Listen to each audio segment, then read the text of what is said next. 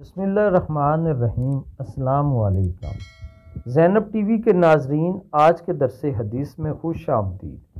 ناظرین کرام، آج کے درس حدیث کا موضوع ہے سب سے بڑی زیادتی۔ نبی اکرم صلی اللہ علیہ وآلہ وسلم نے ارشاد فرمایا، سب سے بڑی زیادتی یہ ہے کہ آدمی ناحق کسی مسلمان کی بے عزتی کرے۔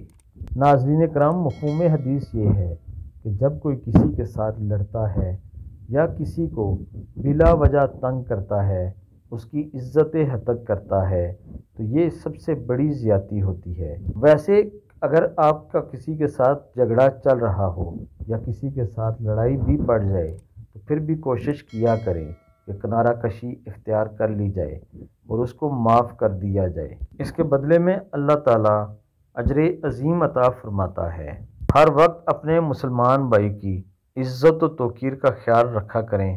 اللہ تعالیٰ ہم سب کو عمل کی توفیق عطا فرمائے۔ آمین ثم آمین۔